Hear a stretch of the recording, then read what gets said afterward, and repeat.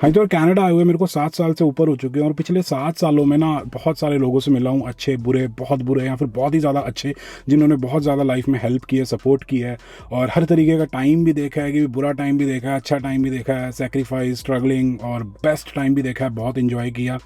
लेकिन हर सिचुएशन में कुछ ना कुछ सीखने को ज़रूर मिला है और ये भी देखने को मिला है कि भाई दुनिया किस तरीके से चलती है आज के टाइम में 2025 में। तो जितनी भी चीज़ें सीखी हैं ना, उनमें से 8-10 मेन चीज़ें आज की इस वीडियो में आप लोगों के साथ शेयर करूंगा। थोड़ी सी अनकंफर्टेबल हो सकती है, हो सकता है कि बहुत सारे लोग काफ़ी सारी चीज़ों से अग्री ना करें। तो अगर आप डिसअग्री करते हो बाई चांस, तो कमेंट में अपना पर्सपेक्टिव ज़रूर शेयर करना, कुछ ना कुछ सीखने को मिलेगा। और अगर आप अग्री करते हो तो उस बंदे के साथ ज़रूर शेयर करना है वीडियो जिसको आप ये सारी बातें बताना चाहते हो। So without wasting any more time, वो सारी चीज़ें ज़िंदगी के सच थोड़े से शेयर करता हूँ। Let's get started with this video. तो बेसिकली यार सबसे पहली और सबसे मेन चीज़ तो यही शेयर करना चाहूँगा कि आप लोगों ने काफ़ी सारे लोगों के मुंह से सुना होगा कि भाई money can not buy happiness, पैसों से आप खुशियाँ नहीं खरीद सकते। ठीक है, कुछ लोगों के लिए बात सच होगी, थोड़ी बहुत सच भी है, लेकिन मेरे हिसाब से पैसों से आप कंफर्ट ज़रूर खरीद सकते हो और अपनी लाइफ को एक्सट्रीमली कंफर्टेबल बना सकते हो। या फिर ज़िंदगी के अंदर जितनी भी प्रॉब्लम्स आती हैं अलग अलग प्रकार की, 98 to 99% ऑफ द प्रॉब्लम्स आप पैसों को इस्तेमाल करके सॉल्व कर सकते हो और अपनी ज़िंदगी को बेहतर बना सकते हो या फिर आसान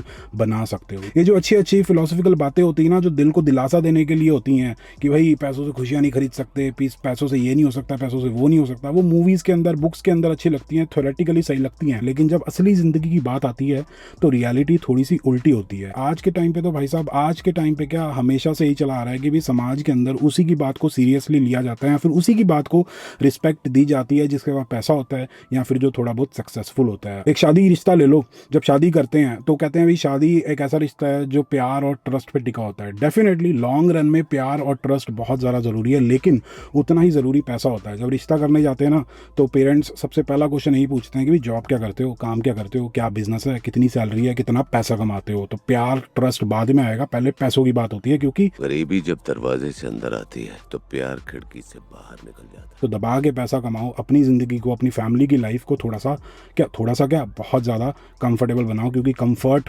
पैसों से ही आएगा। और ये भी बताना चाहूँगा कि ठीक है, कुछ लोगों का मानना होगा कि भाई money can not buy happiness, पैसों से खुशियाँ नहीं खरीद सकते, लेकिन इसकी भी कोई गारंटी नहीं है कि भाई जब पैसा नहीं होगा तब तो खुशियाँ आ ही जाएंगी। दिल को दिलासा देने वाली बातें तो चलती रहेंगी, लेकिन उनसे घर नहीं चलेगा। उसके बाद यार बात आ जाती है रिटायरमेंट की। तो बेसिकली आपने आज के टाइम पे सोशल मीडिया पे देखा ही होगा, सुना ही होगा, हर दूसरा तीसरा बंदा ये बोलता है कि भाई रिटायरमेंट के लिए पैसे सेव करना, इन्वेस्ट करना बहुत ज़्यादा ज़रूरी है, क्योंकि एक बार जब हम रिटायर हो जाते हैं तो हमारा कोई इनकम का सोर्स नहीं होता इन केस, तो हमारे पास इनफ पैसा होना चाहिए कि भाई हम अपनी लाइफ को एंजॉय कर पाएँ। जो ट्रैवल करने का सपना देखा था, जो शौक पूरे करने थे, वो हम उस टाइम पे कर पाएँ। साथ के साथ जो बेसिक नीड्स हैं या फिर कोई मेडिकल का बिल है, उन सारी चीज़ों को हम इंडिपेंडेंटली फुलफिल कर पाएँ। अब इस चीज़ से मैं पहले 100% अग्री करता था, लेकिन जैसे जैसे ज़िंदगी बीती है ना, पिछले 7 सालों में लोगों से मिला हूँ जो अब रिटायर हुए हैं, 60 साल के, 65 साल के हुए हैं, तो उनकी हालत देख के, उनकी लाइफ देख के मेरे को लगता है कि नहीं यार, जो इंजॉयमेंट वाली चीज़ है ना, कहीं ट्रैवल करना है, कोई चीज़ खरीदनी है, कोई शौक पूरा करना है, कुछ इंजॉय करना है, वो लाइफ के साथ साथ करते रहो, रिटायरमेंट का वेट ना करो।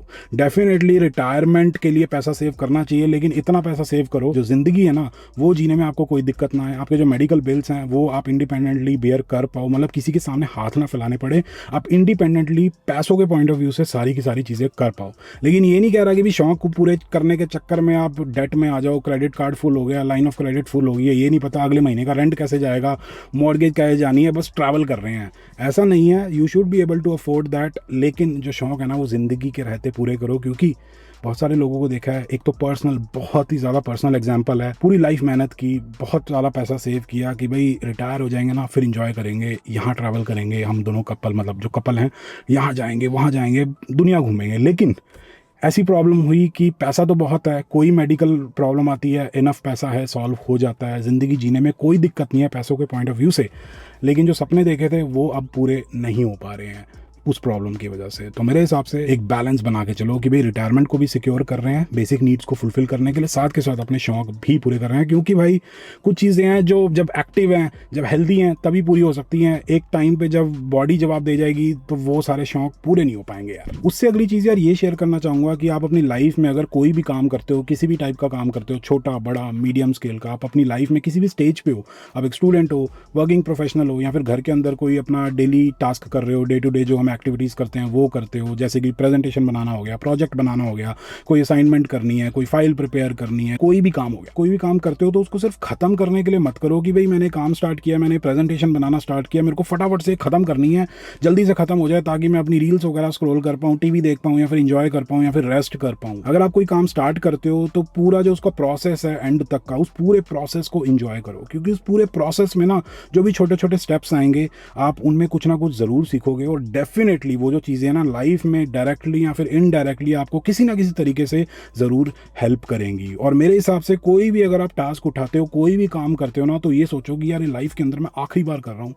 तो क्या होगा कि उस बेस्ट क्वालिटी आएगी। क्योंकि अगर आप सिर्फ खत्म करने के लिए कोई काम करोगे ना तो क्वालिटी भी अच्छी नहीं होगी और आपको मज़ा भी नहीं आएगा। लेकिन अगर पूरे प्रोसेस को एंजॉय करोगे, ये सोच के करोगे कि भी कुछ ना कुछ नया सीखने को मिलेगा, मैंने एक काम स्टार्ट किया, एक टास्क उठाया है, तो डेफिनेटली क्वालिटी भी अच्छी होगी काम की, जो आउटपुट निकलेगा, और आप पूरे प्रोसेस में आप डेफिनेटली इंजॉय भी करोगे। उससे अगली चीज़ ये आती है कि जो बैंक्स होते हैं ये बहुत ज़्यादा सेल्फिश होते हैं, ये हमारे दोस्त या फिर हमारे शुभ चिंतक नहीं होते हैं। मतलब हम अपने पैसों को लेके इनको ट्रस्ट करते हैं, लेकिन इनका जो मेन मोटिव होता है ना वो प्रॉफिट कमाना होता है, ना कि हमारे फ्यूचर को सिक्योर करना, क्योंकि इनका बिजनेस मॉडल ही ऐसा है। अगर आप किसी बैंक में जाओगे, किसी एजेंट से या फिर किसी एडवाइजर से या फिर किसी बैंकर से बात करोगे ना, कोई प्रोडक्ट आपको खरीदना है, कोई इन्वेस्टमेंट प्रोडक्ट, इंश्योरेंस प्रोडक्ट या फिर किसी भी टाइप का आपको प्रोडक्ट लेना है, तो वो आपके फायदे से पहले अपना फायदा देखेंगे कि भाई मेरे को कमीशन कितनी बनेगी, मेरी जो कंपनी है, मेरा जो बैंक है, उसका कितना प्रॉफिट होगा, कितना इंटरेस्ट वगैरह मिलेगा, उनको आपका फायदा सबसे लास्ट में देखा जाए। फॉर एग्जाम्पल, अगर आप किसी बैंक में जाके किसी एडवाइजर या फिर एजेंट वगैरह से बात करते हो, उसको ये बोलते हो कि भाई मेरे को अपना RRSP अकाउंट खुलवाना है, मेरे को अपनी रिटायरमेंट को सिक्योर करना है, डेफिनेटली वो आपका अकाउंट खोल के देंगे, पैसे भी इन्वेस्ट करेंगे किसी ना किसी टूल, किसी प्रोडक्ट के अंदर, लेकिन सबसे पहले वो अपनी कमीशन देखेंगे। ये नहीं देखेंगे कि 30 साल बाद आपको कितना पैसा मिलेगा, वो ये देखेंगे कि इस पॉइंट ऑफ टाइम पे उनको कमीशन कितनी ज़्यादा मिल रही है, उनके बिजनेस को कितना ज़्यादा फायदा हो रहा है। ऐसा आपको कोई टूल देंगे जिसमें 1% या फिर 1.5% कमीशन जाएगी, अभी आपको वो कम लगेगा, लेकिन लॉन्ग रन में जब पैसा ज़्यादा हो जाएगा, 1,500,000, तो उस केस में 1% भी बहुत ज़्यादा हो जाता है। तो इसलिए सोच समझ के किसी भी बैंक से नहीं, किसी पे भी ट्रस्ट करने से पहले अपने पैसों को लेके बहुत ज़्यादा सोचो, अपनी खुद की रिसर्च करो और फिर डिसीजन लो। क्योंकि बाहर की जो दुनिया है ना वो सबसे पहले अपना फ़ायदा देखती है, आपके फ़ायदे से पहले। बाकी अगर हम फ़ायदे की बात कर ही रहे हैं तो बात कर लेते हैं वेल्थ सिंपल की, जिसको यूज़ करके मैं अपने पैसे स्टॉक्स, ETF, क्रिप्टो वगैरह के अंदर इन्वेस्ट करता हूँ। तो अगर आप भी अपना इन्वेस्टमेंट्स वगैरह करना चाहते हो तो इसका जो लिंक है ना, रेफरल लिंक, वो डिस्क्रिप्शन के अंदर दिया हुआ है वेल्थ सिंपल का, तो उसको यूज़ करके आप डाउनलोड कर सकते हो। तो अगर रजिस्टर करोगे, पैसे इन्वेस्ट करोगे, तो आपको भी थोड़े से पैसे मिलेंगे, मेरे को भी मिलेंगे, दोनों का फ़ायदा हो जाएगा। देखो, मैं सिर्फ अपना नहीं देख रहा, आपका भी फ़ायदा देख रहा हूँ, तो लिंक डिस्क्रिप्शन में दिया हुआ है, डाउनलोड करो। उसके बाद ये बताना चाहूँगा कि people enjoy your failure more than your success. मैं जनरलाइज नहीं कर रहा, मैं ये नहीं कह रहा कि भी सबके साथ ही ऐसा होता है, हो सकता है कि कुछ लोगों की सिचुएशन अलग हो, लेकिन पिछले 7 सालों में मैं जितने भी लोगों से मिला हूँ, जितने भी लोगों से बात हुई है, 99.99% लोगों का यही कहना है कि भाई हमारे पेरेंट्स और हमारे स्पाउस को छोड़ के, मतलब जो हस्बैंड वाइफ होते हैं उनको छोड़ के, हर कोई हमें फेल होते हुए देखना चाहता है। किसी को ज़्यादा खुशी नहीं होती कि जब हम सक्सेस हासिल करते हैं, हम कुछ अचीव कर लेते हैं, ज़्यादा पैसा कमा देते हैं, अपनी लाइफ में सक्सेसफुल हो जाते हैं। किसी को खुशी नहीं होती, या फिर किसी को कुछ नहीं पड़ी, सिर्फ हमारे पेरेंट्स को खुशी होती है, या फिर हमारा जो साथी है ज़िंदगी भर जो हमारा साथ निभाएगा, हमारे हस्बैंड या वाइफ, सिर्फ उन्हीं को खुशी होती है। तो लाइफ में कुछ स्टार्ट करना ना, तो किसी रैंडम पर्सन का अप्रूवल लेने की ज़रूरत नहीं है कि भाई वो फ्रेंड क्या सोचेगा या फिर कोई रिश्तेदार क्या सोचेगा। सब लोग टेम्परेरी होते हैं, अभी आगे इसके बारे में बात करूंगा, लेकिन किसी के अप्रूवल का वेट करने की ज़रूरत नहीं है। जो करना है अपनी रिसर्च करो, आपको पता है आप किस चीज़ के कैपेबल हो, तो किसी पर डिपेंडेंट होने की ज़रूरत नहीं है कि यार ये अप्रूव करेगा ना तो ही मैं स्टार्ट करूँगा। नहीं, किसी को नहीं पता कि आप क्या कर सकते हो, क्या नहीं कर सकते हो। सकता है कि जब आप कोई काम करना स्टार्ट करोगे ना, तो शुरू में लोग डेफिनेटली आपको सपोर्ट करेंगे, बोलेंगे हाँ भाई मैं पीछे खड़ा हूँ, कोई टेंशन नहीं है, मैं सपोर्ट कर रहा हूँ, कोई दिक्कत वाली बात नहीं है। लेकिन जैसे जैसे आप सक्सेस अचीव करना स्टार्ट करोगे तो देखोगे लोग अपने आप दूर होना शुरू हो जाएंगे, क्योंकि उन किसी को ज़्यादा खुशी नहीं होती है जब आप सक्सेसफुल होते हो। आपने अपनी लाइफ में डेफिनेटली बहुत बार सुना होगा कि भी हार्डवर्क करो, मेहनत करो, डेफिनेटली जो चाहते हो वो मिलेगा, सब कुछ अचीव करोगे, या फिर शो अप एवरी डे, सब कुछ अचीव करोगे, सक्सेसफुल हो जाओगे। मेरा पर्सनल ओपिनियन ये कहता है कि यार हार्डवर्क करना इनफ नहीं है, या फिर showing up every day is not enough. Working hard in the right direction is important, या फिर showing up every day at the right place is important. तो इसलिए रिसर्च करना, एक्सपोजर लेना बहुत ज़्यादा ज़रूरी है। कभी कभी हम बहुत ज़्यादा हार्डवर्क कर रहे होते हैं या फिर हर रोज़ शो अप कर रहे होते हैं,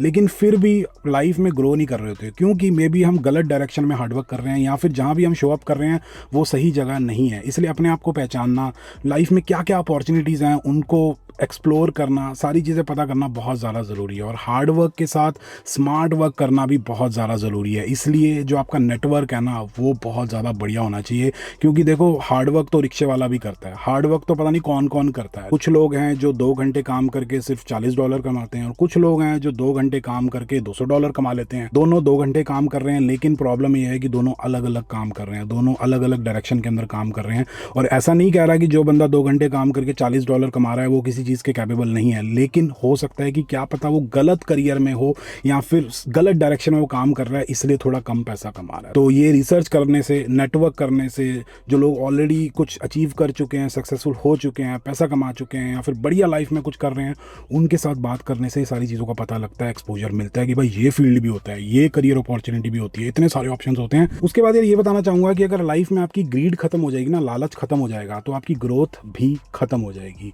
मतलब काफ़ी सारे लोग ये बोलते हैं कि भाई मैं तो अपनी लाइफ में सेटिस्फाइड हूँ, मेरे को और किसी चीज़ की ज़रूरत नहीं है, या फिर मैं अपनी लाइफ में बहुत ज़्यादा कंटेंट हूँ। मेरा पर्सनल ओपिनियन ये कहता है कि वो लोग हार मान चुके हैं कि भाई इससे ज़्यादा मेहनत नहीं कर सकते। काफ़ी सारे लोग हो सकता है कि डिसएग्री करें कि नहीं भाई, सेटिस्फाइड होना चाहिए, मन की शांति के लिए सेटिस्फाइड होना चाहिए, लेकिन मेरा हिसाब किताब ये है कि भाई ये बातें ना बुक्स में अच्छी लगती हैं, लेकिन ये चीज़ें ना आपको रिस्ट्रिक्ट कर देती हैं जब हम रियलिटी में आते हैं, मतलब असली ज़िंदगी में आते हैं। तो मेरे हिसाब से satisfaction is simply a sugar coated version of mediocrity. उसके बाद यार बात आ जाती है कि भैया लाइफ इज़ अनफेयर। अब आप मानो या ना मानो, ये एक यूनिवर्सल ट्रूथ है, मतलब सर्वमान्य तो नहीं लेकिन सच ज़रूर है। इसके ऊपर मैंने प्रॉपर वीडियो बनाई थी, लिंक मैं डिस्क्रिप्शन में डाल दूंगा। लेकिन उस वीडियो के एक्सटेंशन में एक छोटी सी बात ये बताना चाहूँगा कि भाई लाइफ के अंदर ना सबका स्टार्टिंग पॉइंट अलग होता है। कोई अमीर पैदा होता है, कोई गरीब पैदा होता है, कोई हेल्दी पैदा होता है, कोई डिसेबल्ड पैदा होता है, कोई बिजनेस फैमिली के अंदर पैदा होता है, कोई बंदा ऐसी फैमिली के अंदर पैदा होता है जहाँ पे सबने जॉब ही की है। अगर आप कंपैरिजन में चले जाओगे ना कि भी इसके पास ये है, उसके पास वो है, उसकी चीज़ें जल्दी हो रही हैं, कुछ रीज़न हो सकता है उसकी चीज़ें जल्दी हो रही हैं, लेकिन ज़िंदगी ऐसी है, ज़िंदगी अनफेयर थी, ज़िंदगी अनफेयर है, और प्रॉबली फ्यूचर में सबके लिए जो ज़िंदगी है ना वो अनफेयर रहेगी। जो आपको कार्ड्स भगवान ने दिए हैं ना खेलने के लिए, उन्हीं कार्ड से गेम खेलने की कोशिश करो और जीतने की कोशिश करो। लेकिन अगर आपको लगता है कि भाई ये तो अनफेयर चीज़ है, तो मेहनत करनी पड़ेगी, मतलब अलग रास्ते ढूंढने पड़ेंगे, दुनिया से थोड़ा सा अलग चलना पड़ेगा, थोड़ा अलग सोचना पड़ेगा, ताकि आप अपने कार्ड्स चेंज कर पाओ और फिर गेम जीत पाओ। तो हार्ड वर्क, स्मार्ट वर्क, थोड़ा सा दिमाग से चलना, वो की है कि भाई आपकी जो भी डिसएडवांटेज थी, जहाँ भी आप पैदा हुए, जो भी हिसाब किताब था, उसको चेंज कर सको। ऐसा भी होगा कि आप 2 बंदे स्कूल में पढ़ते हैं, एक बंदा गरीब घर से आता है, एक बंदा अमीर घर से आता है, दोनों एक ही स्कूल में पढ़ते हैं किसी तरीके से, लेकिन जब स्कूल से बाहर निकलोगे या फिर कॉलेज के गेट से बाहर निकलोगे, तो दोनों की जो ज़िंदगी है ना वो अलग हो जाएगी। तब कहोगे यार लाइफ बहुत अनफेयर है, हम सेम स्कूल में पढ़े, हमने पढ़ाई सेम की है, सारी चीज़ें सेम ली हैं, लेकिन हमारी जो ज़िंदगी है वो बहुत ज़्यादा अलग है। तो ये हमेशा होगा, इसको एक्सेप्ट करो, क्योंकि कंपैरिजन में आ जाओगे तो आपकी जो ग्रोथ है ना वो रुक जाएगी, क्योंकि आप कंपैरिजन में ही रह जाओगे, ग्रो कभी नहीं कर पाओगे, डिप्रेशन में चले जाओगे। पर ये सारी चीज़ें आप लोगों के साथ मैं शेयर करना चाहता था, अपनी लर्निंग्स। 1-2 चीज़ें रह गई हैं, वीडियो ज़्यादा लंबी हो रही थी, तो किसी और वीडियो में आप लोगों के साथ शेयर करूँगा। बाकी अगर आप कनाडा के अंदर घर वगैरह खरीदना चाहते हो, कंफ्यूज हो कि भी डाउन पेमेंट कैसे सेव करनी है, तो उसके लिए मैंने प्रॉपर 2 वीडियोस बना रखी हैं अपने एक्सपीरियंस से। तो ये दोनों वीडियोस राइट और लेफ्ट वाली आप जाके चेकआउट कर सकते हो। वेल सिंपल का रेफरल लिंक डिस्क्रिप्शन के अंदर दिया हुआ है। बाकी अगर आप लोगों को वीडियो पसंद आई, गुस्सा आया या फिर जो भी हिसाब किताब था, कमेंट करके ज़रूर बताना, और अगली वीडियो में मिलेंगे। और जब तक अगली वीडियो नहीं आती है बढ़िया वाली, स्टे हेल्दी एंड कीप हंसिंग।